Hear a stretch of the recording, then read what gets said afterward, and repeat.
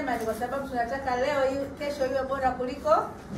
Kwa hiyo msikate tamaa kwamba lazima kila siku kunakuwa na siku bora kuliko iliyopita. Cha msingi ni tuwe na commitment. Tupende kazi zetu na tufanye bidii, kufanya maboresho. Mkurugenzi, naomba kwanza nikupongeze sana kwa sababu katika muda mchache sana tuliopita tumejifunza mengi.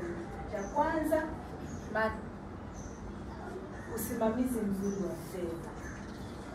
Nadhani atakubaliana na mimi Boaz kwamba kuna usimamizi mzuri wa mapato, na mapato hayo yanarudi kwenye huduma. Kwa hiyo kwanza kuhakikisha kwamba mapato yanakusanywa na cashless. Kwa hiyo ni kitu cha kwanza cha kupongeza kwa sababu kuna usimamizi mzuri wa fedha. Sasa hilo ni la kwanza, lakini sasa interpretation ya hii, kama unasimamia vizuri maana yake una collect vizuri na zitapelekwa kutumia vizuri. Kwa hiyo eneo la pili, matumizi sasa ya hizo fedha. Lakini tumeona kwa kweli matumizi yake kutokana na fedha ambazo zilitokana na on source, imeweza kujenga pharmacy kubwa na nzuri, jipigie makofi. Imeweza kujenga pia ukuta uzio, lakini pia na pale OPD imeweza kuboresha. Kwa hiyo hayo ni matokeo ya usimamizi mzuri wa mapato ya kweli.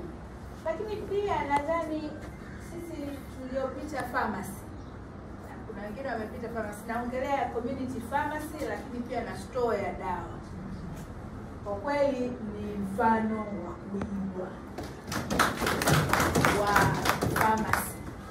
Kwa sababu pharmacy ni kubwa, ina space kubwa, alafu kuna shelves vizuri, bin card zipo na ledger ziko vizuri na zimekuwa updated.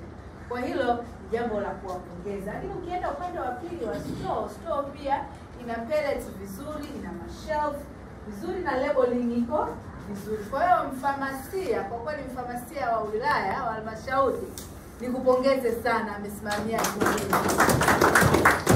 Lakini pia na CHMT yote kwa sababu ya usimamizi. Mkurugenzi, tunakushukuru sana kwa sababu ni maelekezo yako yalitupelekea kuweka hiyo famasi. Lakini